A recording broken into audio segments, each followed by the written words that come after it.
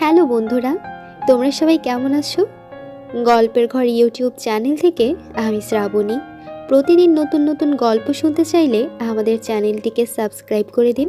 ধন্যবাদ।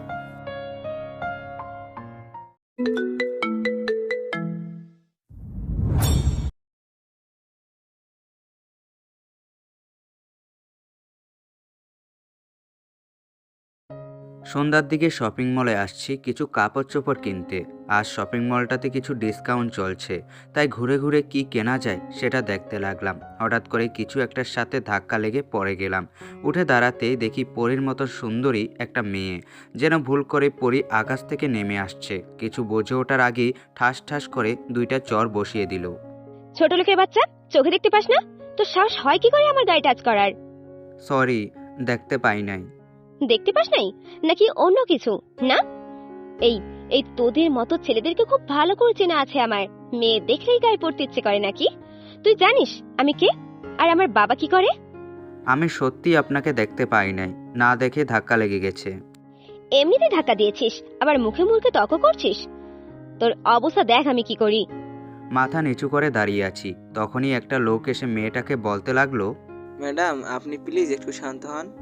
ছেলেটা মনে হয় ভুল করে ধাক্কা দিয়ে ফেলেছে, আর ছেলেটা মনে হয় আপনাকে চিনতে পারে নাই। বিষয়টা আমি দেখছি, আপনি এখান থেকে যান। লোকটার কথা শুনে মেয়েটা রাগে গজ গজ করতে করতে চলে গেল। তারপর লোকটা আমার সামনে এসে দাঁড়ালো। এই ছেলে, তোমার কি জানের ভয় নাই? জানো মেয়েটাকে? এই শহরের নামকরা বিজনেসম্যান আনোয়ার সাহেবের মেয়ে। আমি আর একটু পরেই আসলেই তো তোমার অবস্থা খারাপ করে ছাড়তো। এখন যা করতে এসেছো সেটা করে গিয়ে। বলে লোকটা চলে গেল। ও, আপনাদেরকে তো আমার পরিচয় দিই নাই। আমি মাহফুজ, এই শহরে নতুন এসেছি, তেমন কিছু চিনি না। আর এই মেয়েটাকেও প্রথমবার দেখলাম। আমি তো আর ইচ্ছে করে ধাক্কা দিই নাই, তবুও কেমন আচরণ করলো দেখলেনই তো। যাক, যা হবার হয়েছে। শপিং করার মুডটাই নষ্ট করে দিল। প্রয়োজনীয় কিছু কিনে নিয়ে বাসার দিকে রওনা দিলাম। ছোট একটা বাসা ভাড়া নিয়েছি, শুধুমাত্র নিজের থাকার জন্য। এই শহরে আমাকে কেউ চিনে না। কথা বলতে বলতে বাসায় চলে আসলাম। ঘেমে একেবারে একাকার হয়ে গেছি। ওয়াশরুমে গিয়ে শাওয়ার নিলাম, তারপর রাতের খাবারটা খেয়ে নিলাম, তারপর বিছানায় শরীরটা এলিয়ে দিয়ে দিলাম। তখনই ফোনে একটা মেসেজ আসলো। মেসেজটা ওপেন করে দেখি কলেজে অ্যাডমিশনটা হয়ে গেছে। আসলে এই শহরে একটা কলেজে অনার্স দ্বিতীয় বর্ষের অ্যাডমিশনের জন্য আবেদন করেছিলাম, তো সেটা হয়ে গেছে। কাল থেকে ক্লাস করতে পারবো, তাই তাড়াতাড়ি ঘুমিয়ে গেলাম। সকালে ঘুম থেকে উঠে নামাজটা আদায় করে নিলাম, তারপর খাবারটা খেয়ে নিয়ে ড্রেসটা পরে নিলাম। নিজে ইচ্ছা করে কম দামি পোশাক পরলাম, তারপর চুলে তেল দিয়ে ভালো করে নিলাম। একদম খ্যাত লাগছে। যাক, এবার ঠিক আছে। কলেজের দিকে পা বাড়ালাম। শ্রোতা বন্ধুগণ হয়তো ভাবছেন কী জন্য খ্যাত হয়ে গেলাম। নিজেকে শুধু শুধু কি কেউ খ্যাত সাজায়? গল্পের সাথে থাকুন, সবটা বুঝতে পারবেন। বাসা থেকে কলেজ বেশি দূর নয়, মাত্র 5 মিনিটের রাস্তা। তাই কলেজে পৌঁছে গেলাম। গেট দিয়ে ঢুকতেই সামনের দিকে চোখ পড়ল। আরে, এই তো দেখি কালকে সেই মেয়েটা। ওনার বাবা নাকি এই শহরের নামকরা বিজনেসম্যান। যাই হোক, আমাকে নিয়ে আমি ভাবতে থাকি। মেয়েটাকে না দেখার ভান করে চলে যেতে থাকলাম। তখনই পিছন থেকে একটা মেয়ে ডাক দিল। এই খ্যাত, কই যাস? এদিকে শুনে যা। তাকিয়ে দেখি যে ভয়টা পাচ্ছিলাম সেটাই হয়েছে। ওই যে কথায় আছে না, যেখানে বাঘের ভয় সেখানে সন্ধ্যা হয়। কালকে সে মেয়েটা ডাকছে, তাই সামনে না এগিয়ে সোজা মেয়েটার কাছে চলে গেলাম। জি, আপনি কি আমাকে ডাকছেন? তুই ছাড়া এই কলেজে তো একটাও খ্যাত দেখতে পাচ্ছি না আমি। তো কাকে ডাকছি বোঝার কথা। ও আচ্ছা, বলুন কি বলবেন। তুই তো সেই ছেলেটাই যে গতকাল আমাকে ধাক্কা দিয়েছিল। কলেজে তো আগে দেখিনি, নতুন নাকি? মাথাটা নিচু করে বললাম, জি, আমার আজকে প্রথম কলেজ। তোর নাম কি? জি, আমার নাম মাহফুজ। আর আপনার নাম? আমার নাম তানহা। গতকাল যে অপরাধ করেছিলি, তোর অবস্থা তো খারাপ করিয়ে দিতাম। তবে শপিং মলের ম্যানেজারের কথায় বেঁচে গেছিলি, যাক সে কথা। বাট তোর মতো খ্যাতকে প্রিন্সিপাল অ্যাডমিশন দিল কেন, সেটাই তো আমার মাথায় আসছে না। আর কিসব কাপড় পরে এসেছিস সেগুলো? কাপড় কেনার টাকা না থাকলে আমার কাছ থেকে ভিক্ষা নিয়ে যাস। বলে সবাই হাসতে শুরু করলো। ইচ্ছে করলে কথাগুলো জবাব দিতে পারতাম, কিন্তু দিলাম না। সেখান থেকে ক্লাসে চলে আসলাম। এখনও ক্লাসের সময় হয় নাই, তাই ক্লাসটা ফাঁকা ছিল। একেবারে লাস্ট বেঞ্চে গিয়ে বসলাম। এদিকে তানহার বান্ধবী লিজা বলল, কিরে তানহা, ওই খ্যাতটাকে এভাবে অপমান করলি কেন? আরে, গতকাল গিয়েছিলাম শপিং করতে, বাট কই থেকে জানি খ্যাতরা এসে আমাকে ধাক্কা দেয়। প্রচন্ড রেগে দুইটা চড় মেরে রাগটা কন্ট্রোল করেছিলাম। একদম ঠিক কাজ করেছিলি। এইসব খ্যাতদের কাজটাই হলো মেয়ে দেখলে গায়ে পড়া। আচ্ছা ঠিক আছে, এখন ক্লাসে চল, সময় হয়ে গেছে। তানহা ওর বান্ধবীদের সাথে ক্লাসের দিকে চলে যায়। ক্লাসে চুপ করে বসে আছি, হঠাৎ তাকিয়ে দেখি তানহা ওর বান্ধবীদের সাথে এই ক্লাসের দিকে আসছে, তাই মাথাটা নিচু করে থাকলাম। এদিকে ক্লাসের সামনে যেতেই তানহার চোখ কপালে। কি রে লিজা, খ্যাতরা আমাদের ক্লাসে বসে কি করছে? হ্যাঁ তাই তো রে, খ্যাতটা মনে হয় আমাদের সাথে একই ইয়ারে পড়ে। চল, খ্যাতটাকে মজা দেখাচ্ছি। বলে শয়তানি একটা হাসি দিয়ে সে সবাই মিলে আমার কাছে আসে। কি রে ছোট লোক, পিছু নিতে নিতে এই ক্লাস পর্যন্ত চলে এসেছিস? মাথাটা নিচু করে থাকলাম। অপমান আর কত করবে, বড়লোকের দুলালি, অহংকার অনেক। মেয়েগুলো আর কিছু বলতে যাবে তখনই ক্লাসে স্যার চলে আসে। সব স্টুডেন্টরা নিজেদের জায়গায় বসে পড়ে। তারপর স্যার ক্লাস নেওয়া শুরু করেন। তোমরা সবাই মনোযোগ দিয়ে শুনো। তোমাদের কলেজে নতুন একটা ছেলে এসেছে, আজ থেকে তোমাদের সাথেই লেখাপড়া করবে। মাহফুজ, তুমি সামনে এসো। স্যারের কথা মতো সামনে গিয়ে স্যারের পাশে দাঁড়ালাম। এই হলো তোমাদের নতুন বন্ধু, গতকালও এডমিশন নিয়েছে, এখানেও নতুন এসেছে, তোমরা ওকে দেখে রাখবে। স্যারের কথা শেষ না হতে তানহা দাঁড়িয়ে গেল। স্যার, আপনাদের কি রুচিবোধ বলতে কিছুই নেই, নাকি সব হারিয়ে গেছে? কই থেকে একটা খ্যাত ছেলেকে কলেজে অ্যাডমিশন দিয়েছেন? কলেজের ইজ্জতটা তো এর জন্য নষ্ট হয়ে যাবে। তানহার কথাটা শুনে মাথা নিচু করে দাঁড়িয়ে থাকলাম। কোন আজব জায়গায় আসলাম, এরা শুধু ভালো জামা কাপড়ই দেখে, ভিতরে দেখে না। Tanha, just shut up. তুমি তোমার সীমা অতিক্রম করে ফেলছো। ভুলে যেও না, তুমি এখানে শিক্ষা নিতে এসছো, এটা কোনো সিনেমা হল না। Sit down right now. Tanha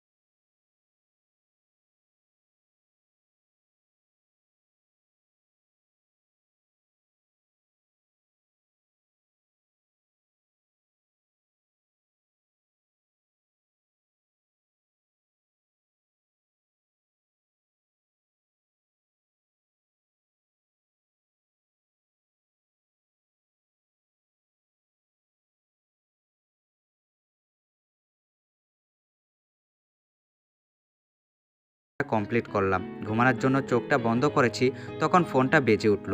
আম্মু ফোন করেছে। হ্যাঁ আম্মু, কেমন আছো তুমি? আমি ভালো আছি রে বাবা, তুই কেমন আছিস? তোর শরীরটা ভালো আছে তো? আর তুই কোথায়? আম্মু, এখানে চিন্তার কিছু নাই, সব ঠিক আছে, শরীরটাও অনেক ভালো আছে। আর আমি একটা গোপন মিশনে আসছি, তাই কিছু বলা যাবে না। খুব তাড়াতাড়ি বাড়িতে ফিরে যাব। আচ্ছা এখন রাখো, কালকে কথা হবে। আচ্ছা বাবা, যেখানে থাকিস অনেক ভালো থাকিস। বলে ফোনটা কেটে দিল। ফোনটা রেখে দিয়ে ঘুমিয়ে পড়লাম, কারণ কালকে আবার কলেজে যেতে হবে।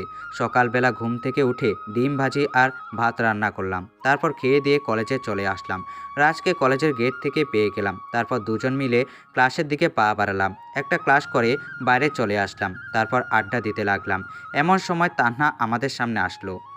কি রে ছোট লোক, বন্ধুও তো একটা জোগাড় করে নিয়েছিস দেখছি।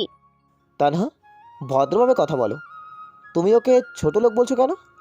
বলেছি বেশ করেছি। তোরা তো জলে কেন রে? কি রে ছোট লোক, তুই কি ওর কাছ থেকে ওর টাকা মেরে খাওয়ার সিদ্ধান্ত নিয়েছিস নাকি? তানহা, আপনি কিন্তু আপনার সীমা পার করে ফেলছেন। এখান থেকে চলে যান বলছি, না হলে। না হলে কি করবি তুই আমার? কি করব দেখবি তুই। ঠাস করে একটা থাপ্পড় বসিয়ে দিলাম। তানহা তাল সামলাতে না পেরে মাটিতে পড়ে গেল। আমাকে কি ভেবেছিস হ্যাঁ? সে প্রথম দিন থেকে অপমান করে চলেছিস। কিছু বলি না বলে কি মাথায় উঠে গেছিস নাকি? চারপাশে তাকিয়ে দেখি পুরো কলেজের সবাই আমার দিকে অবাক হয়ে তাকিয়ে আছে। আরে ভাই, আমি কি এলিয়েন নাকি? তুই কাজটা ঠিক করলি না ছোট লোকের বাচ্চা। তোর অবস্থা দেখ আমি কি করি। বলে কাকে জানি ফোন দিল। তোর অবস্থা দেখ কি করি। তুই সাপের ল্যাজে পা দিয়েছিস। তানহার কথা শুনে মুচকি হাসলাম। মনে মনে বললাম, সাপের লেজে কে পা দিয়েছে সেটা পরে জানতে পারবি। এ রাজ, চল এখান থেকে। বলে রাজকে নিয়ে ক্লাসে চলে আসলাম। মাহফুজ, তুই কিন্তু একটা ভুল করে ফেললি। তানহার বাবা এই শহরের এমপি। তার টাকায় পুরো কলেজ চলে। যেখানে তানহার বাবার সাথে কেউ কথা বলতে সাহস পায় না, আর তুই তার মেয়ের গায়ে হাত দিয়েছিস। তুই এবার গেলি। আরে অত ভয় পাস না তো, মন দিয়ে ক্লাস কর, কিছুই হবে না। তারপর মন দিয়ে স্যারের লেকচার শুনতে লাগলাম। একটু পরে কলেজের গেট দিয়ে 3 থেকে 4টা গাড়ি প্রবেশ করে। গাড়ি থেকে কয়েকজন পুলিশ বের হয়ে আসে। তাদের একজন বলে ওঠে, এই তোদের কলেজে মাহফুজ মাহমুদ কে রে? একটা ছেলে আমার ক্লাসটা দেখিয়ে দে। তখনই পুলিশ ক্লাসের ভিতর চলে যায়। এখানে মাহফুজ কে? সামনে তাকিয়ে দেখি কয়েকজন পুলিশ। রাজ পাশেই বসা ছিল। পুলিশ দেখে ভয় পেয়ে যায়। তারপর আমি দাঁড়িয়ে যাই। জি, আমিই মাহফুজ। নামটা বলার সাথে সাথে 2জন পুলিশ এসে 2 পাশ দিয়ে জাপটে ধরে নেয়। কোনোভাবেই ছুটতে পারছি না। আরে আপনারা কি করছেন? শুধু শুধু আমাকে এইভাবে নিয়ে যাচ্ছেন কেন? আমার অপরাধ কি? তোকে শুধু শুধু ধরে নিচ্ছি মনে করছিস? তুই তো সোজা এমপির মেয়ের গায়ে হাত দিয়েছিস রে ছোট লোক। তোর পোশাক আশাক দেখে তো খ্যাত আর ছোট লোক ছাড়া কিছুই মনে হয় না। তবুও টার্গেট একদম এমপির মেয়েকে। চল, তোর জন্য স্বয়ং এমপি নিজে এসেছেন। 2টা পুলিশ আমাকে ধরে নিয়ে কলেজের গেটের কাছে চলে আসে। পুরো কলেজের ছেলে ফেলে ঘটনাটি দেখছে। গাড়ির সামনে দেখি তানহা দাঁড়িয়ে আছে, আর সাথে একজন মধ্যবয়স্ক লোক দাঁড়িয়ে আছে। আমাকে দেখে লোকটা বলে উঠল, ওসি সাহেব, এই ছোট লোকটাকে এমনভাবে শাস্তি দিবেন যাতে কোনো মেয়ের দিকে চোখ তুলে তাকাতে না পারে। তখন বুঝে গেলাম যে লোকটা তানহার বাবা।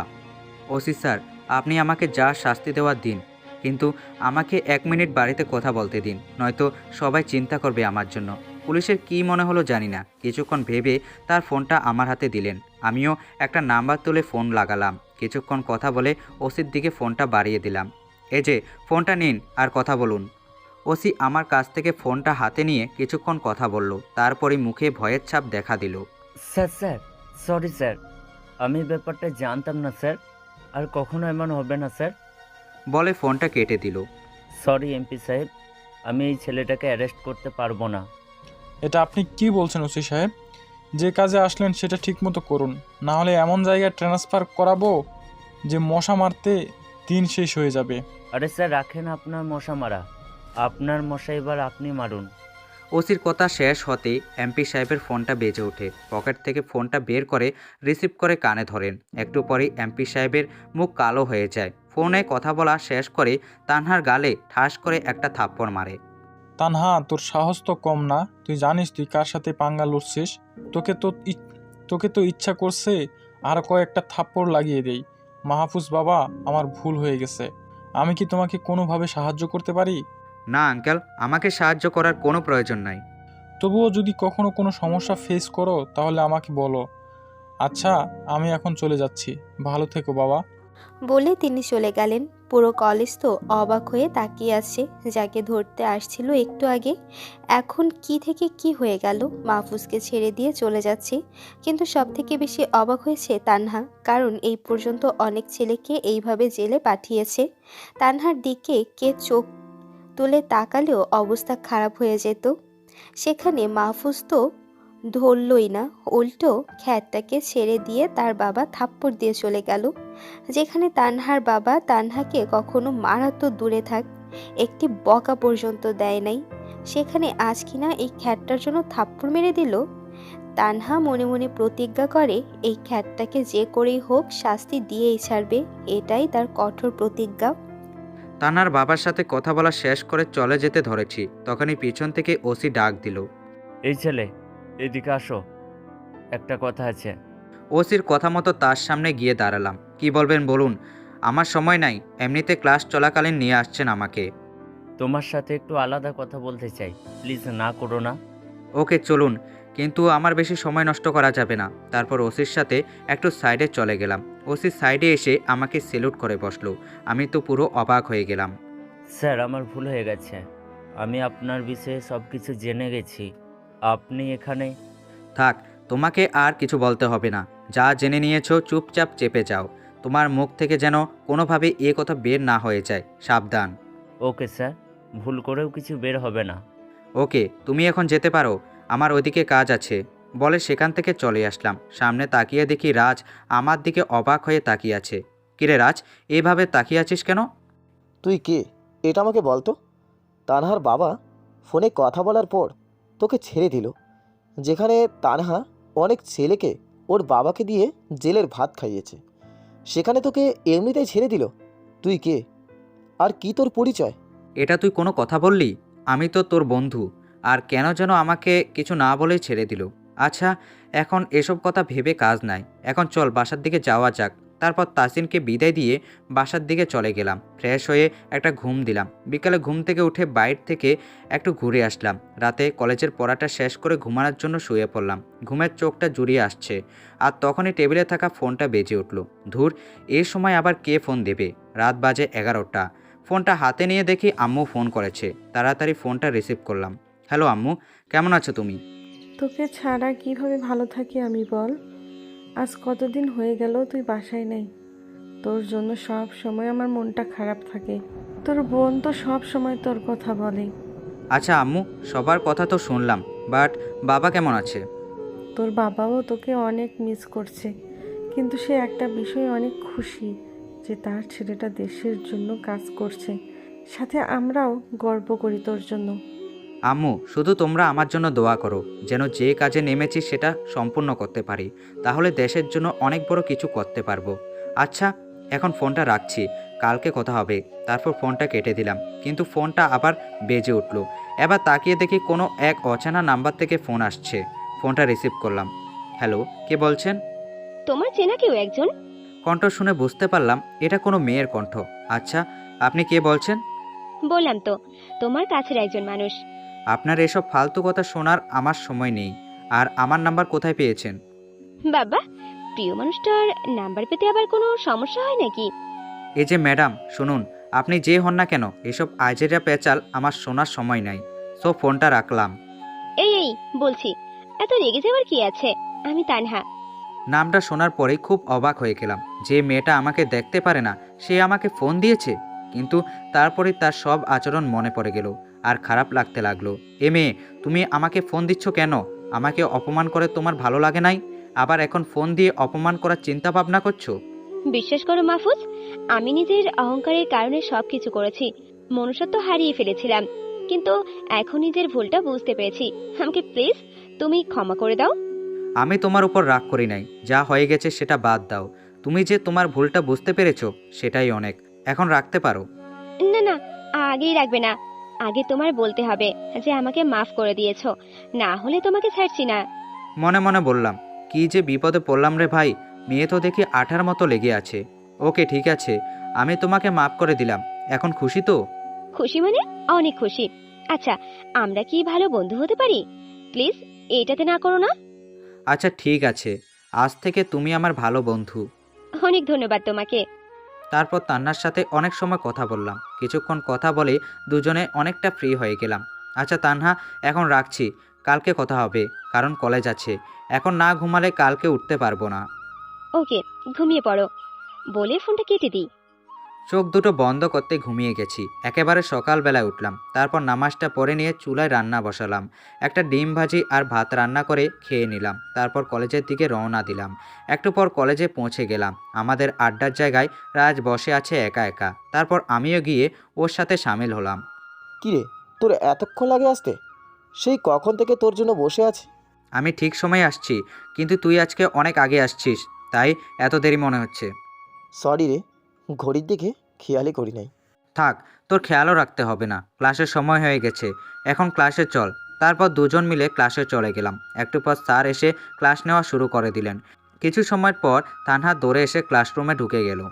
তানহা, তুমি আমার অনুমতি না নিয়ে ক্লাসে ঢুকলে কেন? সরি স্যার, ভুল হয়ে গেছে। আসলে আজকে একটু দেরি হয়ে গেছে, তাই দৌড়ে চলে এসেছি। ওকে, ঠিক আছে, জায়গায় গিয়ে বসো। তানহা গিয়ে নিজের জায়গায় বসলো, কিন্তু লক্ষ্য করলাম যে ওর ক্লাসের দিকে কোনো মনোযোগ নাই, বারবার শুধু আমার দিকে তাকাচ্ছে। পুরো ক্লাস জুড়ে আমার দিকে তাকিয়েছিল। ক্লাস শেষ হবার পর বাইরে গিয়ে রাজের সাথে আড্ডায় বসলাম। তখনই তানহা আমাদের সামনে আসলো। হাই মাহফুজ, কেমন আছো? হ্যাঁ, অনেক ভালো আছি। তুমি? হ্যাঁ, আমিও অনেক ভালো আছি। তো বসতে পারি? হ্যাঁ, অবশ্যই। পাশে তাকিয়ে দেখি রাজ আমার দিকে অবাক হয়ে তাকিয়ে আছে। ও রাজ, তোকে তো বলা হয় নাই। তান্না ওর ভুলটা বুঝতে পারছে, তাই ওকে বন্ধু করে নিয়েছি। এতে কি তোর কোনো আপত্তি আছে? আমার আর কিসের আপত্তি থাকবে? তোদের দুজনের মধ্যে ঝগড়া চলছিল, কিন্তু তুই যেহেতু নিজেই মিটিয়ে নিয়েছিস সব কিছু, সেটাতে আমার আপত্তি থাকার কথাই নয়। ওকে, ঠিক আছে। অনেক সময় আড্ডা দিলাম তিনজন মিলে, তারপর সবাই নিজেদের বাসায় চলে গেলাম। দুপুরে ঘুম দিলাম একটা। হঠাৎ করে ফোনের আওয়াজে ঘুমটা ভেঙে গেল। ফোন রিসিভ করলাম। হ্যালো, কে বলছেন? আমি রিশা, তোমার নিশ্চয়ই আমার কথা মনে আছে? এটা আবার মনে না থাকার কি হলো?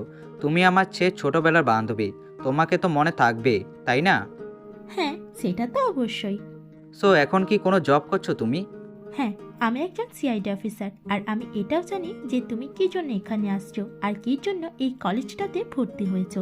তুমি যাদের সম্পর্কে পুরোপুরিভাবে জানতে চাইছো সেটা আমার কাছে আছে। তুমি চাইলে আমার সাথে দেখা করতে পারো, তারপরে সব বিষয়ে আলোচনা হবে। ওকে, তোমার সাথে আজকে বিকালেই দেখা করব। তাহলে তুমি কোথায় দেখা করতে পারবে? আমরা দুজন জ্যাকসন কফি শপে দেখা করতে পারি ঠিক বিকাল 4টায়। ওকে, ডান। আমি পৌঁছে যাব। তারপর ফোনটা রেখে দিয়ে ফ্রেশ হয়ে নিলাম। হালকা কিছু নাস্তা করে বেরিয়ে পড়লাম রিশার উদ্দেশ্যে। একটু পর কফি শপে পৌঁছে গেলাম। ভিতরে ঢুকে দেখি রিশা একটা টেবিলে বসে আছে। সরি রিশা, আমার একটু দেরি হয়ে গেল। তুমি কষ্ট করে এত সময় বসে আছো। তোমার এখনও সেই আগে আগে চলে আসার অভ্যাসটা যায়নি দেখছি। ঠিক বলেছ, আমার এখনো সেই অভ্যাসটা যায় নাই। আর ভালো জিনিস নিশ্চয়ই যত্ন করে রেখে দিতে হয়। হ্যাঁ, সেটাও অবশ্য খারাপ বলো না তুমি। তো বলো, কি খাবে তুমি আজকে? এই পাগল হয়ে গেছো নাকি তুমি? আজ কতদিন পর তোমার সাথে দেখা হলো। আজকে তুমি শুধু বসে থাকবা আর আমি খাওয়াবো। ওকে, ঠিক আছে মিস সিআইডি অফিসার। তুমি তো দেশের জন্য খুব ভালো কাজ করছো, আর আমারও খুব ভালো লাগলো যে তোমার সাথে এইভাবে কথা বলতে পারছি। এই হয়েছে, অত পাম দেওয়ার দরকার নাই। তুমিও তো কম না, তুমি তো একজন আন্ডারগ্রাউন্ড কমান্ডো, সেটাও আবার ওয়ান ম্যান আর্মি কমান্ডো। তুমি তো দেশের জন্য খুব ভালোভাবে লড়াই করতে পারবা। আমাদের কথা বলার মাঝে ওয়েটার এসে 2টা কফি দিয়ে গেল। রিশা, তুমি এর মধ্যে কফিও অর্ডার দিয়ে ফেলেছো? তারপর আরও বেশ কয়েকটা আইটেম আসলো। এবার এগুলো খেয়ে নাও। আর হ্যাঁ, তোমাকে যে জন্য আসতে বলেছি, একটু ওয়েট করো। এই নাও, এর ভিতরে তোমার সব কিছু ইনফরমেশন দেওয়া আছে। আর আমার সন্দেহ যে ওই কলেজের প্রিন্সিপালও এটার সাথে জড়িত। আরে সেটা তো আমি খুঁজেই নেব যে কে এ দেশবিরোধী কাজের সাথে জড়িত। ওদের সবকটাকে ধরে এমন অবস্থা করব যে বাকি সন্ত্রাসীরা ভাবতেও ভয় করবে। তারপর দুজন মিলে খেয়ে নিয়ে বের হয়ে গেলাম। তারপর বাসায় চলে গেলাম। রাতে ল্যাপটপটা অন করে সিডি প্লেয়ারটা প্লে করলাম। বাহ, রিশা তো দেখি খুব ভালো কাজ করেছে, সব ইনফরমেশনই এখানে নিয়ে আসছে। কিন্তু হঠাৎ করে চোখটা এক জায়গায় আটকে গেল। কলেজের প্রিন্সিপাল সে ওসির সাথে বসে আছে। এটা শুধু একটা ফটো, কিন্তু ভালো করে লক্ষ্য করলে বোঝা যায় যে ওসির সাথে প্রিন্সিপাল কিছু একটা বিষয় নিয়ে হেসে কথা বলছে। আবার রিশাও তো বলেছিল যে সে প্রিন্সিপালকে সন্দেহ করে। তাহলে কি প্রিন্সিপালও এই কাজের সাথে জড়িত? এসব কথা ভাবছি, তখনই ফোনটা বেজে উঠল। ফোনের শব্দে ধ্যান কাটলো। ফোনের দিকে তাকিয়ে ফোনটা রিসিভ করলাম। Hello sir. কি মাহফুজ, তোমার কাজ কত দূর আগালো? জি স্যার, সব কিছু ভালোভাবে চলছে। আশা করছি খুব তাড়াতাড়ি এই কেসটা সলভ করে ফেলবো। কথা বলা শেষ হতেই ফোনটা কেটে গেল। তারপর ঘুমিয়ে পড়লাম। সকালবেলা কলেজে গিয়ে রাজের সাথে আড্ডা দিতে লাগলাম। আর তখনই দেখি 3 থেকে 4 জন ছেলে প্রিন্সিপালের রুমে ঢুকলো। সবগুলোকেই দেখতে গুন্ডাদের মতো। সবাই মাস্ক পরে আসছে, যেন মনে হচ্ছে জঙ্গল থেকে উঠে এসেছে। কলেজে আসার পর থেকে ওদেরকে দেখি নাই। তবে কি ওরা প্রিন্সিপালের সাথে মিলে কুকর্ম করে নাকি? মনে প্রচুর পরিমাণে সন্দেহ হতে লাগলো। কি হচ্ছে এটা দেখা দরকার। রাজ, আমার একটা পার্সোনাল ফোন আসছে, আমাকে একটু সাইডে যেতে হবে। রাজকে মিথ্যা বললাম, কারণ এখন প্রিন্সিপালের রুমে যেতে হবে। রাজের কাছ থেকে সরে গিয়ে প্রিন্সিপালের রুমে দরজায় গিয়ে দাঁড়ালাম। তারপর লুকিয়ে ওদের কথা শুনতে লাগলাম। এই তোমরা এখন কলেজে এসছো কী জন্য? তোমাদেরকে না আমি বলেছিলাম যে আমি ফোন করব? যদি কেউ এটা দেখে নেয় তাহলে তোমরা সহ আমাকেও জেলের ঘানি টানতে হবে। আরে প্রিন্সিপাল, রাখ তোর জেল। আমরা এসব জেলের ভয় পাই না। তোকে বলছি যে ড্রাগসগুলো দেশের বাইরে পাঠাতে হবে, সেটা যে করেই হোক। তুই সেগুলো নিয়ে কোথায় রেখেছিস বল তাড়াতাড়ি। তোমরা উত্তেজিত হচ্ছ কেন এত? আমি তো টাকার গোলাম। তোমাদের ড্রাগগুলো আমি যথাসময়ে পাঠিয়ে দিব, কারণ আমিও চাই অনেক বড় লোক হতে। এই প্রিন্সিপাল হয়ে কতদিন থাকবো? আমি একেবারে দেশের বাইরে চলে যাব আর জীবনটাকে উপভোগ করব। ঠিক আছে, আমরা এখন চলে যাচ্ছি। ঠিক সময়ে যেন মালগুলো পেয়ে যাই, না হলে তোকে এমন অবস্থা করব যে তোকে কবরেও ভয় পাবে, দাফন করতে দেবে না। এদিকে আমার সমস্ত কিছুর ভিডিও করা শেষ। ছেলেগুলো আসতে লুকিয়ে পড়লাম। তারপর আবার রাজের কাছে চলে গেলাম, কিন্তু আড্ডা দেওয়া আর হলো না। তানহা রাজের সাথে বসে আছে। কিরে, তোর কথা বলতে এত সময় লাগে?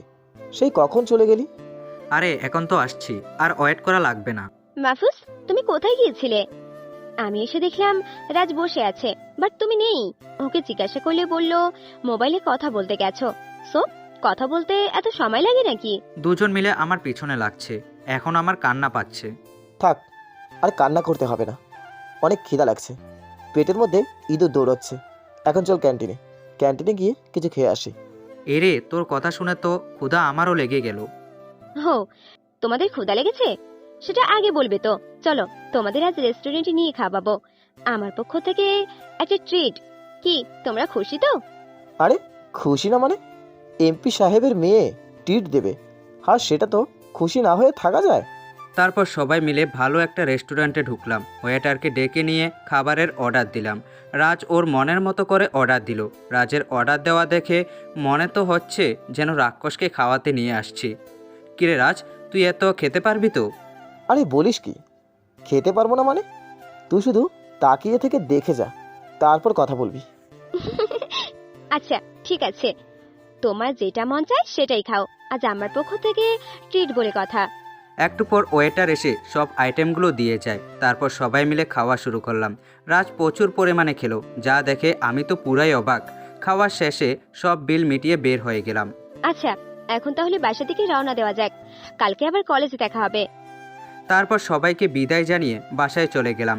এখন একটাই কাজ, কবে এই ড্রাগগুলো পাচার হবে সেটা জানতে হবে।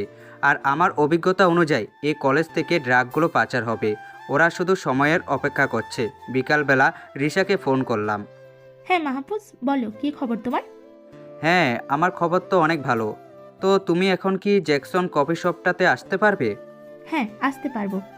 তবে একটা কথা, আসার সময় এই শহরের একটা ম্যাপ নিয়ে আসবে, আর ড্রাগ ডিলার ড্রাগনের এলাকারও একটা ম্যাপ নিয়ে আসবে।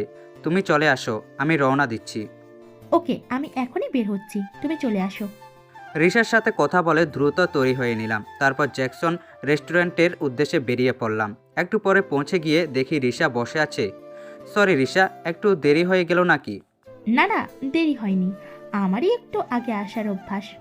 তো জিনিসগুলো এনেছো তো? হ্যাঁ, সব কিছু এনেছি। তারপর ম্যাপ বের করে দিল।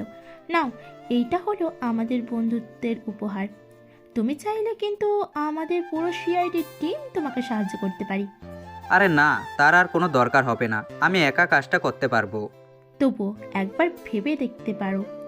আচ্ছা, তুমি একটা কথা বলো তো, তুমি এত ফিট থাকো কেমন করে? আরে বাবা, একজন কমান্ডো আমি। সারাদিন এসব নিয়ে তো থাকতে হয়। এসব কাজ করতে গেলে তো ফিট থাকতেই হবে। তারপর দুজন মিলে কফি খেলাম। আচ্ছা, এখন যাওয়া যাক। ডিনারে কফির বিলটা আমি দিলাম, কিন্তু পরের ট্রিটটা কিন্তু তোমার। আচ্ছা ঠিক আছে, এখন বের হওয়া যাক। রেস্টুরেন্ট থেকে বের হয়ে গেলাম। রিশা হাত বাড়িয়ে দিয়ে হ্যান্ডশেক করলো। ওকে, তাহলে যাওয়া যাক। ওকে বিদায় দিয়ে রাস্তা পার হলাম। হঠাৎ করে পিছন থেকে রিশার চিৎকার শুনতে পেলাম। এই তোমরা কারা? আমাকে ছেড়ে দাও বলছি। রিশার আওয়াজ শুনে পিছনে তাকাতেই দেখি একটা গাড়িতে ওকে জোর করে তুলে নিয়ে যাচ্ছে। নিশ্চয় ড্রাগনের লোকেরা আমার ব্যাপারে জেনে গেছে আর ভুল করে রিশাকে তুলে নিয়ে যাচ্ছে। আমিও ওদের পিছনে দৌড়াতে লাগলাম। গাড়িটা স্পিডে চলছে, কিন্তু আমিও কমান্ডোতে দৌড়ে চ্যাম্পিয়ন হয়েছি। সো সমস্ত শক্তি দিয়ে দৌড়াতে লাগলাম। ওরা আস্তে আস্তে জঙ্গলের মধ্যে চলে গেল। কি করব কিছুই মাথায় আসছিল না। তখন রাস্তায় একটা মোটা লাঠি দেখতে পেলাম। ওটাই ওদের গাড়ির দিকে ছুঁড়ে মারলাম। সাথে সাথে গাড়ির সামনের কাঁচটা ভেঙে গেল, আর ওরা কন্ট্রোল করতে না পেরে গাড়ি থামিয়ে দিল। দৌড়ে গিয়ে রিশাকে গাড়ি থেকে বের করলাম, কিন্তু 10 থেকে 13 জন আমাদেরকে ঘিরে ধরলো। রিশাকে সাইডে সরিয়ে দিয়ে সব কটাকে মারতে থাকলাম। একটু পর দেখি মাটিতে সব কটা গড়াগড়ি খাচ্ছে। তারপর রিশার দিকে তাকাতেই একটা গুলি এসে সোজা আমার পেটের বাম পাশে লাগলো। সাথে সাথে চোখ দুইটা অন্ধকার হয়ে গেল। এই অবস্থা দেখে মাহফুজ বলে একটা চিৎকার দেয়, কিন্তু মাহফুজের নিথর দেহ মাটিতে পড়ে আছে, কোনো সাড়া শব্দ নেই। সেই লোকগুলো এসে জোর করে রিশাকে তুলে নিয়ে যায়। হঠাৎ করে আমার ঘুমটা ভেঙে গেল। পাশে তাকাতেই দেখি 3টা লোক দাঁড়িয়ে আছে। চারপাশে তাকাতেই দেখি আমি হসপিটালের বেডে শুয়ে আছি। তখন সামনে দাঁড়ানো একটা লোক বলে উঠল, এই ছেলে, রিশা কোথায়? মনে মনে বললাম, এরা আবার কারা যে রিশার খোঁজ নিতে আসছে? ব্যাপারটা এখন চেপে যেতে হবে। আমি কোনো রিশাকে চিনি না। আর আপনারা কে? আমরা সিআইডি থেকে আসছি, আর রিশাও একজন সিআইডি অফিসার। এইটা রিশার ছবি। আমরা তোমাকে জঙ্গল থেকে অজ্ঞান অবস্থায় পেয়েছি। ছবির দিকে তাকিয়ে দেখলাম যে এটা রিশা, কিন্তু ওদেরকে এখন আমার সম্পর্কে বললে পুরো প্ল্যানটাই বরবাদ হয়ে যাবে। তাছাড়া রিশাকে বলেছি যে আমি ওদের কোনো প্রকার সাহায্য নিব না। তাই মাথায় একটা প্ল্যান আসলো। শুনুন, আমি এই মেয়েটাকে চিনি না, আর আমি কিভাবে জঙ্গলে ছিলাম সেটাও আমি জানি না।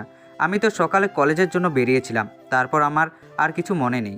স্যার, তাহলে কি ওর স্মৃতিশক্তি চলে গেল নাকি? না না, আমার স্মৃতিশক্তি যায় নাই। আমার সব কিছু মনে আছে। আমার নাম মাহফুজ। এখানে একটা কলেজে আমি পড়ালেখা করি, বাট কলেজ থেকে বের হওয়ার পর থেকে আমার কিছু মনে নাই। ডক্টর, আমার মাথা ব্যথা করছে। রাহাত, এবার ছেলেটার একটু রেস্টের প্রয়োজন, না হলে মাথায় অতিরিক্ত চাপ পড়বে। কিন্তু ডক্টর, আমাদের ওকে জিজ্ঞাসাবাদ করার আছে। দেখো রাহাত, এখন যদি আর ওকে চাপ দাও তাহলে নার্ভ ব্রেকডাউন হয়ে যাবে।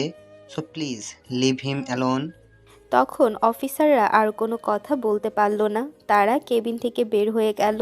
আর তখনই তানহা দৌড়ে ভেতরে প্রবেশ করলো। পেছনে রাজও আছে। এই মাহফুজ, কি হয়েছে তোমার? জানো তোমার জন্য কতটা টেনশন হচ্ছিল। ডক্টর, মাহফুজের কি হয়েছে? দেখো তানহা, চিন্তার কোনো কারণ নাই। ওনার একটা গুলি লেগেছিল পেটের ডান পাশে, সেনসিটিভ এলাকা ছুঁয়ে বেরিয়ে গেছে। এখন সম্পূর্ণ বিপদমুক্ত। আপনি আমাকে কেমন করে চিনলেন? আরে, তুমি আমাদের আনোয়ার সাহেবের মেয়ে, আর তোমাকে চিনবো না? এটা কেমন করে হয়? এই মাহফুজ, কেমন করে হলো এসব? জানো তোমার জন্য আমার কত চিন্তা হচ্ছিল। কতবার যে তোমাকে ফোন করেছিলাম, বাট তোমার কোনো খবর পাইনি। তারপর অনেক কষ্টে তোমার খোঁজ পেয়ে চলে আসলাম। এ তানহা, আমার কিছুই হয় নাই। আমি এখন একদম ঠিক আছি। আর তুমি এত উতলা হইও না, শরীর খারাপ করবে। আমার শরীর নিয়ে তোমাকে এত চিন্তা করতে হবে না। নিজের পেটে গুলি লেগেছে, সেটা নিয়ে কোনো চিন্তা নেই। এটা বলে কেঁদে দেয়। আরে পাগলি, তুমি কাঁদছো কেন? কাদার মতো কিছু হয়েছে নাকি?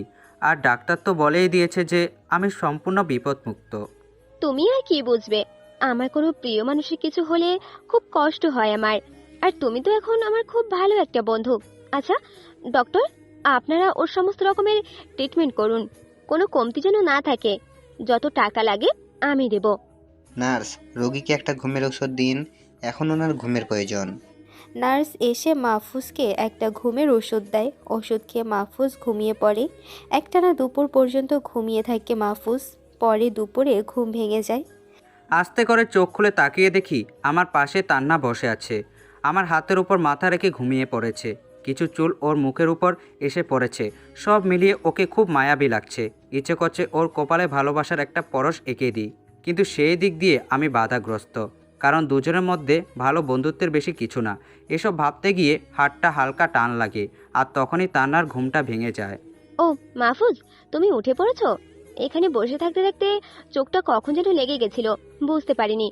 তোমার তো এখন দুপুরের খাওয়ার সময় হয়ে গিয়েছে।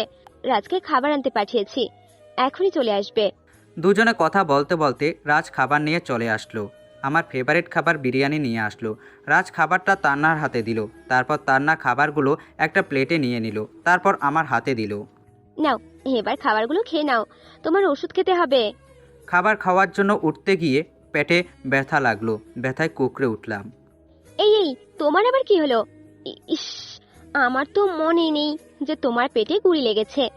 তুমি তো উঠে খেতে পারবে না। সত্যি, বিষয়টা ভুলেই গেছিলাম। হাসো, আমি খাইয়ে দিচ্ছি। তান্নার কথা শুনে পুরো অবাক বনে গেলাম। মেয়েটা বলছে কি ও নাকি আমাকে খাইয়ে দেবে? মাথাটা পুরো খারাপ হয়ে গেল নাকি? এত কিছু ভাবছো কেন তুমি? আমার মাথা একটুও খারাপ হয়নি। তুমি অসুস্থ বলে তোমায় খাইয়ে দিচ্ছি, এখন চুপচাপ করে খাবারগুলো খেয়ে নাও তো। ওরে বাস রে, তান্নার কি কোনো অলৌকিক শক্তি আছে নাকি? আমার মনের কথা কেমন করে জেনে গেল? চুপচাপ ভদ্র ছেলের মতো খেয়ে নিলাম। তান্নাও আমাকে অনেক যত্ন করে খাইয়ে দিল। আহ, এমন একটা বউ থাকলে তো আরামে জীবনটা পার করে দেওয়া যেত। খাবারটা শেষ করে ওষুধ খেয়ে নিলাম। তারপর রাজ আর তান্নার সাথে গল্প করতে লাগলাম। সন্ধ্যার দিকে রাজকে বললাম যেন বাড়ি ফেরার পথে তান্নাকে নামিয়ে দিয়ে যায়। না মাহফুজ, আমি তোমাকে ছাড়া এক পাও নড়ছি না। রাজ বাসায় চলে যাক, আমি এখানে তোমার কাছে থাকবো। একেবারে তুমি সুস্থ হলে তারপর বাসায় যাব। আরে তানহা, তোমার বাবা মা তো তোমার জন্য চিন্তা করবে। তাছাড়া তুমি বা আমার জন্য এত করছো কেন? আর তুমি বা কোথায় থাকবে? কে বলেছে আমার বাবা মা চিন্তা করবে? তাদেরকে আমি বলে দিয়েছি যে আমি এখানে থাকবো, আর বাবাও হ্যাঁ বলে দিয়েছে। তাই রাত চলে যাক। আর তুমি এখন আমার সব থেকে কাছের বন্ধু, তাই তোমাকে ছাড়া যাব না। তোমাকে আমার থাকার জায়গার জন্য চিন্তা করা লাগবে না। জানি আর কিছু বলে কাজ হবে না, তাই রাজকে বাসায় চলে যেতে বললাম। আর তান্না আমার সাথেই থাকলো। এভাবে পুরো 3 দিন কেটে গেল। এই কয়েকদিনে তান্না আমার সাথে ছায়ার মতো লেগেছিল। ওর প্রতি অনেকটা দুর্বল হয়ে পড়েছি আমি। হয়তো ভালোবেসেই ফেলেছি ওকে, কিন্তু ওকে কথাটা বললে কষ্ট পাবে অনেক, তাই বলতে পারবো না। এভাবে আরও 2 দিন হাসপাতালে থাকতে হলো। তারপর সকালের দিকে আমাকে রিলিজ করা হলো। আচ্ছা রাজ আর তানহা, তোমরা বাসায় চলে যাও। আমি এখন ঠিক হয়ে গেছি, একাই চলে যেতে পারবো। মাহফুজ, তোমার কি মাথা খারাপ হয়ে গেছে নাকি? তুমি এখনো সুস্থ হওনি, তোমাকে একা কিভাবে ছেড়ে দিই? হ্যাঁ, তারা হয়তো ঠিকই বলেছে। তুই এখনো সুস্থ হোস নাই। এখন তুই আমার সাথে আমার বাসায় গিয়ে থাকবি। মনে মনে বললাম, আরে এরা তো জানে না যে আমি একজন কমান্ডো। আর এসব কত গুলি আমাকে হজম করতে হয়েছে সেটা আল্লাহ জানে। এই একটা গুলি আমাকে আর কিভাবে কাবু করবে? আরে তানহা, এ দেখো আমি একদম সুস্থ। বলে বেড থেকে নেমে হাঁটাহাঁটি করলাম। আমাকে দেখে তো তানহা আর রাজ দুজনেই অবাক হয়ে গেছে। কি এবার তোমাদের বিশ্বাস হয়েছে তো? এই, আমি বিশ্বাস করতে পারছি না। এটা কি করে সম্ভব? গুলি খাওয়ার 3-4 মাস পরেও কেউ এভাবে হাঁটতে পারে? তানহা একভাবে মাহফুজের দিকে তাকিয়ে আছে। তান্না, এভাবে হা করে তাকিয়ে কি দেখছো? দেখতে হবে না যে আমি কাদের বন্ধু? তোমরা সাথে থাকলে আমার কিছুই হবে না। আচ্ছা চলো এখন বাসায় যাওয়া যাক। হসপিটাল থেকে বের হয়ে সোজা বাসায় চলে গেলাম। হঠাৎ রিশার কথা মনে পড়ে গেল। ওকে তো এতক্ষণে নিশ্চয় ছেড়ে দিয়েছে, কারণ ভুল করে আমার জায়গায় ওকে ধরে নিয়ে গেছে। সো ওর কাছে সিআইডি ব্যাজও আছে। সেটা দেখে তো এতক্ষণে ছেড়ে দেওয়ার কথা, কারণ রিশাকে নিয়ে ওদের কোনো কাজ নাই। বাড়িতে এসে বিছানায় শুয়ে পড়লাম। কালকে থেকে আবার কলেজে যাওয়া শুরু করতে হবে। হঠাৎ পকেটে থাকা ফোনটা বেজে উঠল। তান্না ফোন করেছে। হ্যাঁ তানহা, বলো কি বলবে? এই, তুমি কি বাসায় পৌঁছে গেছো? হ্যাঁ, আমি একটু আগে বাসায় আসছি। তোমার কোনো চিন্তা করতে হবে না আমাকে নিয়ে, তুমি নিশ্চিন্তে থাকতে পারো। নিশ্চিন্তে কিভাবে থাকবো বলো? তোমার জন্য অনেক চিন্তা হয় আমার। তুমি সুস্থ আছো, তবুও তোমার অসুস্থতার জন্য চিন্তা হচ্ছে। যদি আবার অসুস্থ হয়ে পড়ো? আরে না, আমার কিছুই হবে না, তুমি কোনো চিন্তা করো না। আচ্ছা এখন রাখি, আমি বিশ্রাম নেব। আচ্ছা ঠিক আছে। তুমি কি কাল কলেজে আসতে পারবে? হ্যাঁ, কলেজে আসতে পারবো, কোনো সমস্যা হবে না। তারপর ফোনটা কেটে দিয়ে বিছানায় শরীরটা এলিয়ে দিলাম। অন্যদিকে সিআইডি টিমের মাথা খারাপ হয়ে যাচ্ছে। রিশার কোনো খোঁজ পাওয়া যাচ্ছে না। সিআইডি অফিসাররা তাদের অফিসে আসতেই দেখলো এসিপি স্যার বসে আছে। কি ব্যাপার, তোমরা কি রিসার কোনো খোঁজ পেয়েছো? নো স্যার, এখনো খোঁজ পাওয়া যায় না। যে ছেলেটাকে আমরা জঙ্গল থেকে পেয়েছি সেখানে রিসার ব্যাগ আর মোবাইলটা পাওয়া গেছে, কিন্তু রিসাকে নয়। ওই ছেলেটাকে কিছু জিজ্ঞাসা করো নাই? কিছু জানতে পারলে ওর কাছ থেকে? নো স্যার, ছেলেটা বলছে ওর সেই দিনের কথা কিছুই মনে নাই, বাট বাকি সব কিছু মনে আছে। শুধু সেই দিনকার ঘটনা মনে করতে পারছে না। আর ওর কাছে রিসার ছবিটাও দেখিয়েছি, বলল যে এই প্রথম নাকি রিসাকে দেখলো। হ্যাঁ রাহাত, এর মধ্যে বড় কোনো রহস্য লুকিয়ে আছে। শুধুমাত্র সেই দিনের কথা মনে না, এটা কিভাবে হতে পারে? আচ্ছা বাদ দাও এটা। এখন তোমরা খোঁজ করো যে রিসার মোবাইল লোকেশন সকাল থেকে রাত পর্যন্ত কোথায় কোথায় ছিল, তাহলে আমরা কিছু জানতে পারবো। রাইট স্যার, এখনই খোঁজ নিচ্ছি বলে সবাই বেরিয়ে পড়লাম। এদিকে মাহফুজ রাতের বেলা ছাদে উঠে ব্যায়াম করা শুরু করে। এই 7 দিন পর আজকে আবার ব্যায়াম করা শুরু করলো। প্রত্যেক দিন মাহফুজ দিনের প্রায় অধিকাংশ সময়ে ব্যায়াম করে কাটিয়ে দেয়, কারণ একজন কমান্ডার বডি ফিট রাখার জন্য প্রচুর পরিমাণে ব্যায়াম করতে হয়। প্রায় 30 মিনিট ধরে ব্যায়াম করার পর হঠাৎ ফোনটা কান্না করা শুরু করে দিল। ফোনের দিকে তাকিয়ে দেখে তার আম্মু ফোন করেছে। তারপর রিসিভ করে কানে নেয়, আর তখনই ওপাশ থেকে ঝড় উঠে যায়। মাহফুজ বুঝে নেয় যে এটা তার ছোট বোন যারা। কুত্তা, বান্দর, হনুমান, পচা টমেটো, পচা আলু, হাতি, শিয়াল, তোকে তো আমি মেরেই ফেলবো হারামজাদা। এ মরেছে, পেতনিটা তো দেখি সেভাবে কেঁপে আছে। সাবধানে কথা বলতে হবে, না হলে কপালে আজ কি যে আছে। কি হয়েছে, এত চিল্লাচ্ছ কেন? ওই হারামি, তুই জীবনও ভালো হবি না। না প্রত্যেক সময়ে কোনো না কোনো কাজে বাড়ি থেকে কোথায় চলে যাস, আর ফিরে আসা নামগন্ধ নাই। আমার বাসায় সারাদিন একা একা ভালো লাগে না। এ পেতনি, এত রাগ করিস কেন?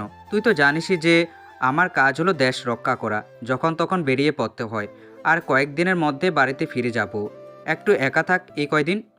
তুই এবার বাড়িতে ফিরে আয়, বাবার সাথে কথা বলে তোর বিয়ে ঠিক করতেছি। তারপর বিয়ে করে যেখানে খুশি সেখানে চলে যাবে, আমার কোনো সমস্যা থাকবে না।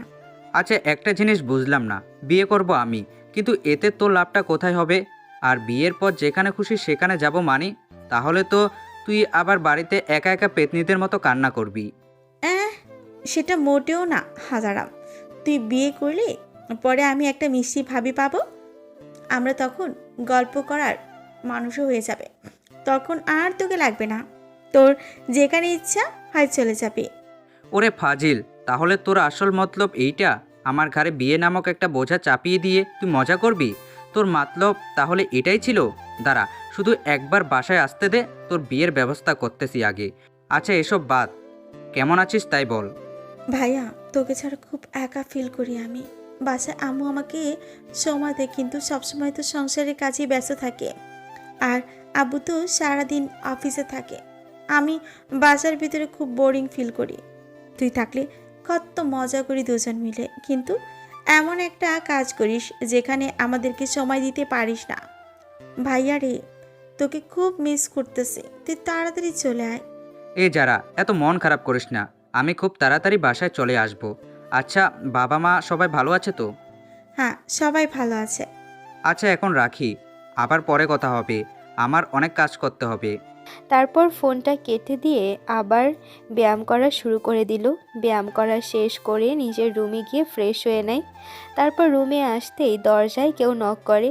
মাহফুজ গিয়ে দরজাটা খুলে দেয়, দেখে পাশের বাসার আন্টি আসছে তার জন্য কিছু খাবার নিয়ে।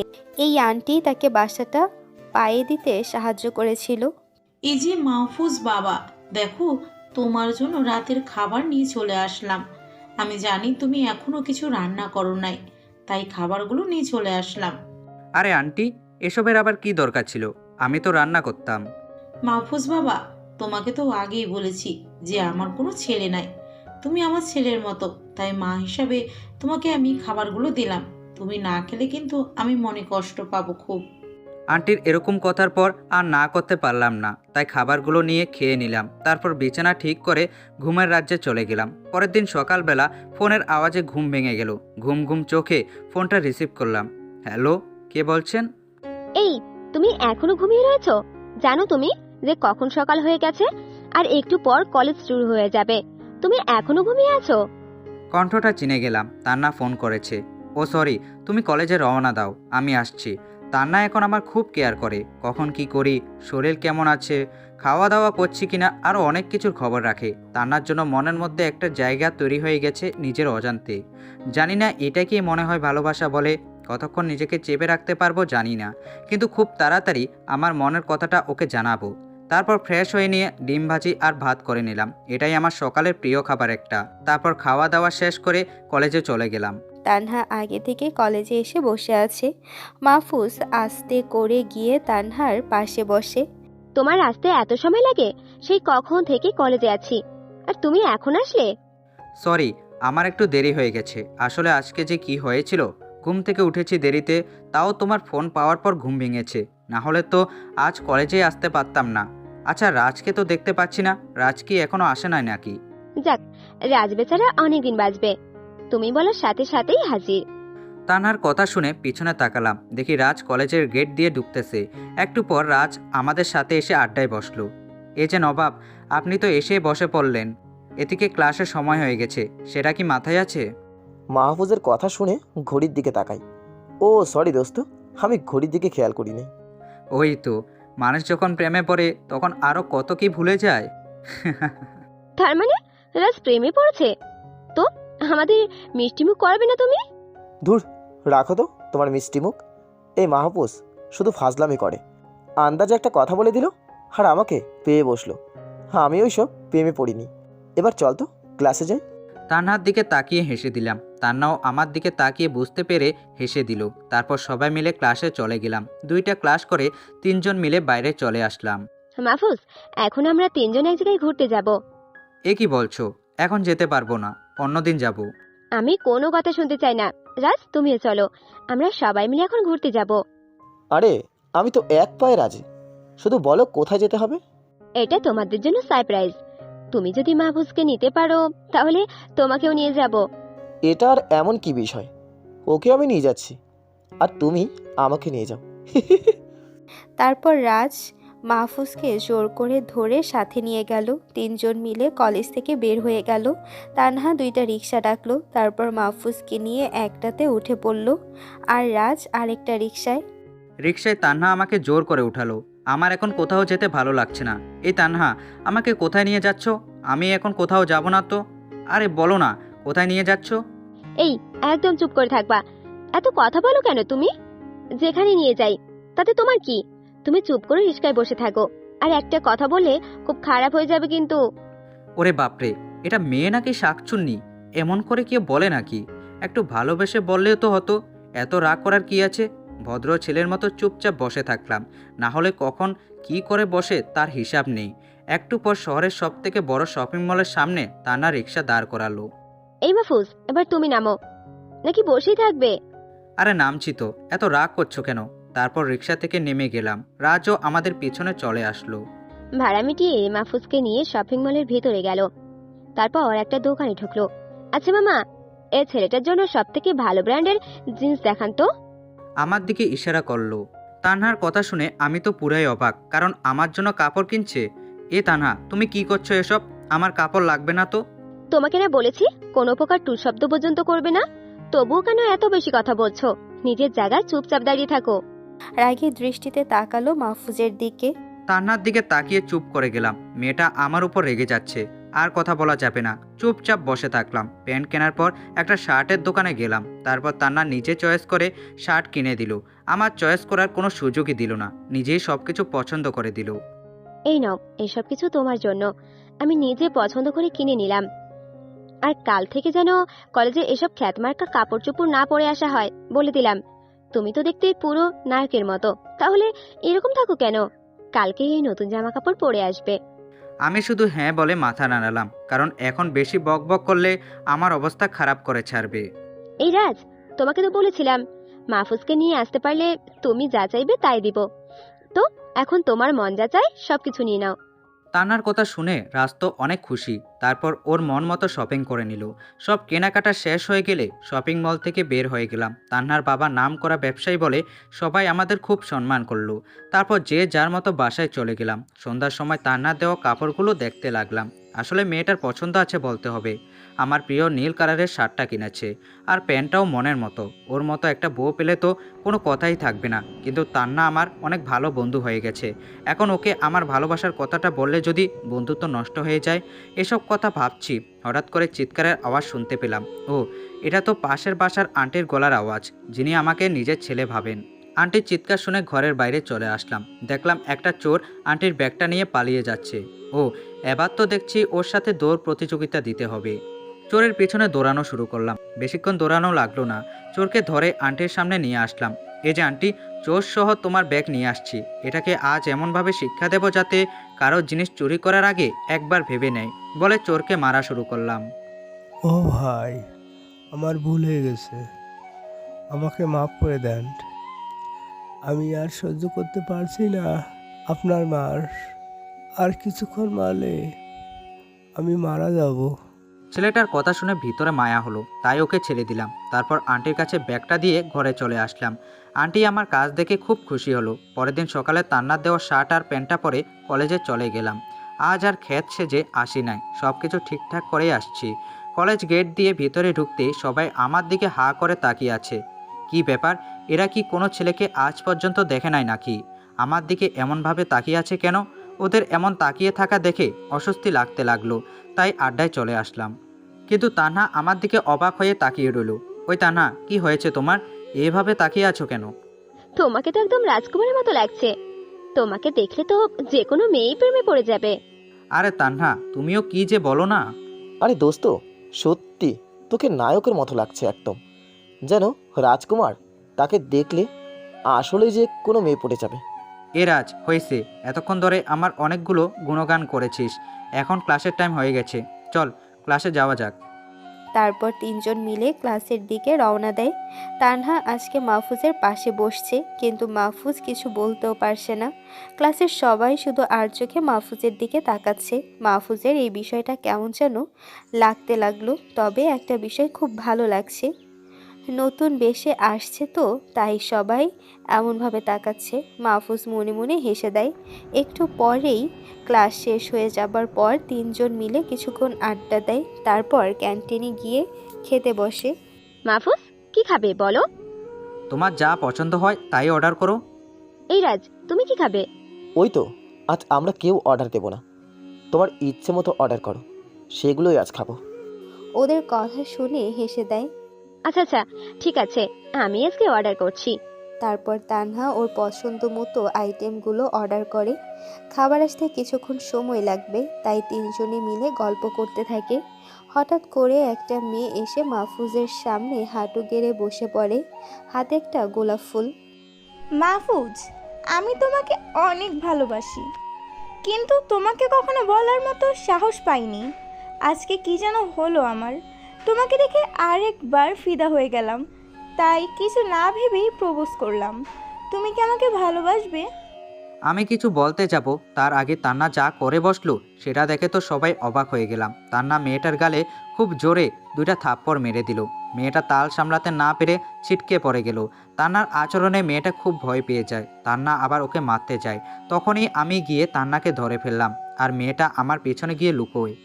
এই তান্না, তোমার কি মাথা খারাপ হয়ে গেছে নাকি? এই মেয়েটাকে এইভাবে মারছো কেন? তো মারবো না কি করব?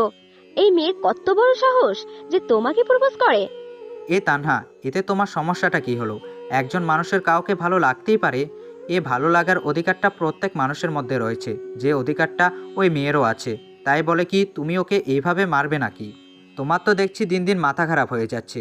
ওই মেয়েটার আমাকে পছন্দ হয়েছে, তাই ও আমাকে প্রপোজ করেছে, কিন্তু আমার তো ওকে পছন্দ হয়নি। এ কথাটা বলার আগেই তুমি ওকে ইচ্ছামতো মারলে।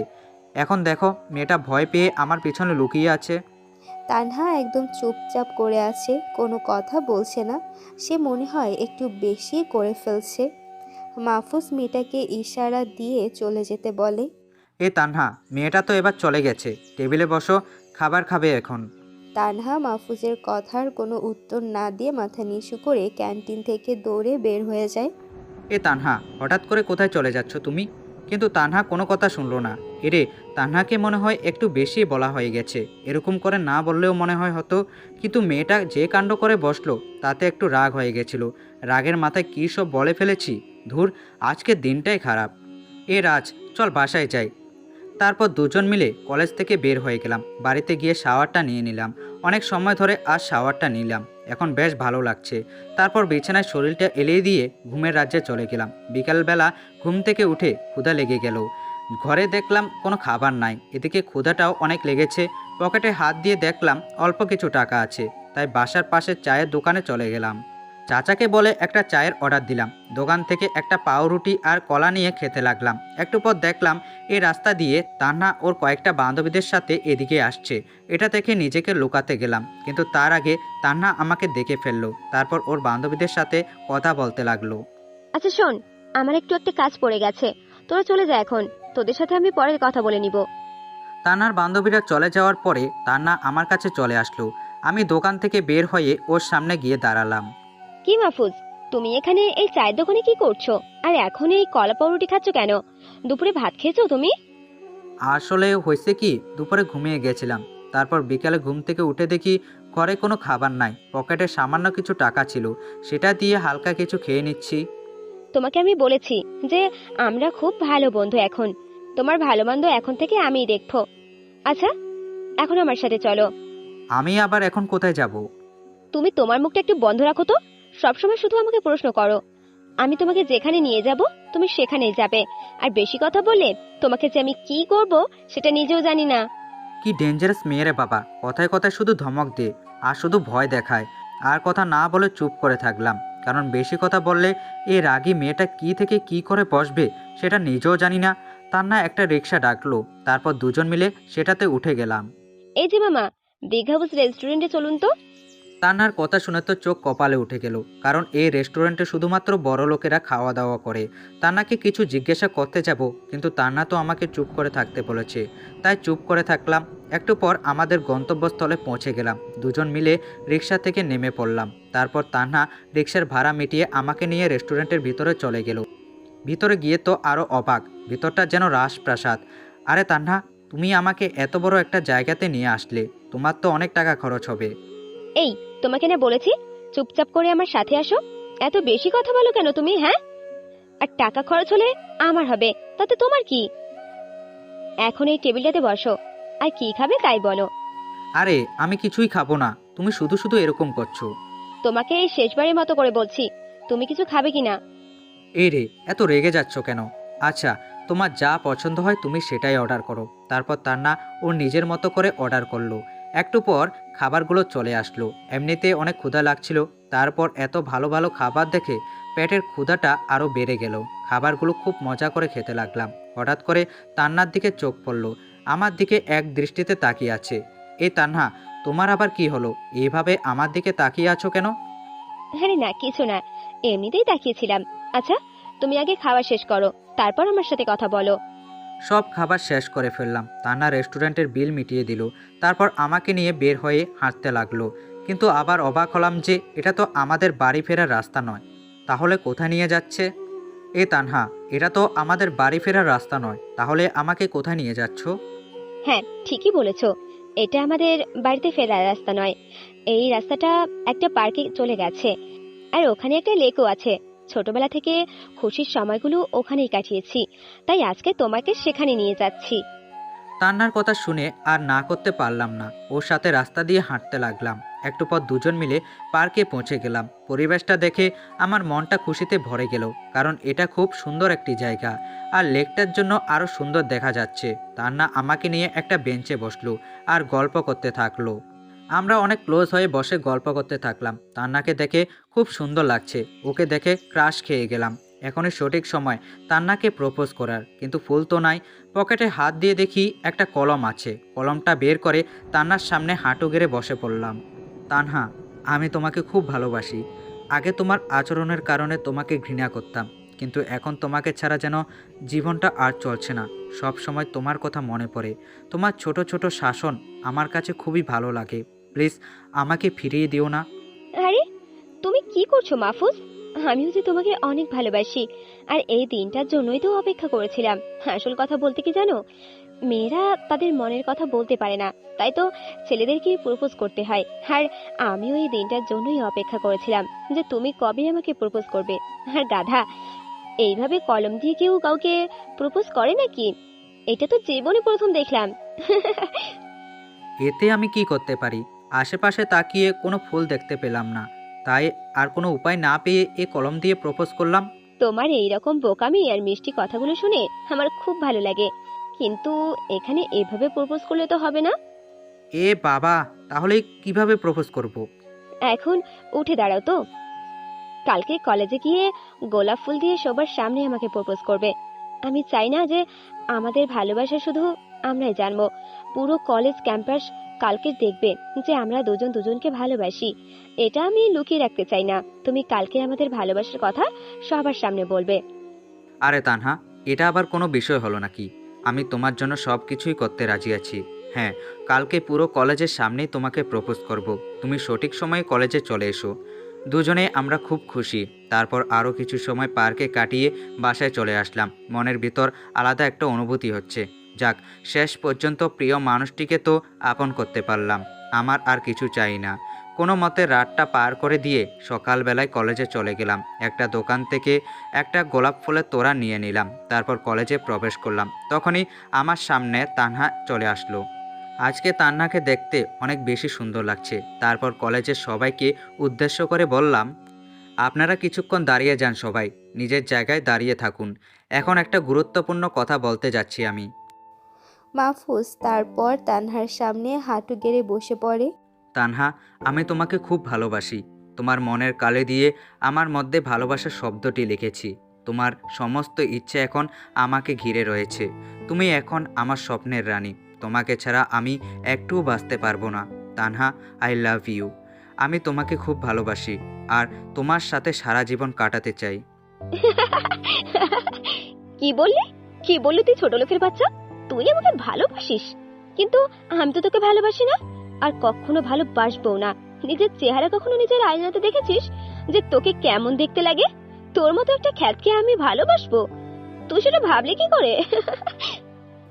মাহফুজ তানহার কথাগুলো শুনে মাটিতে বসে পড়ে।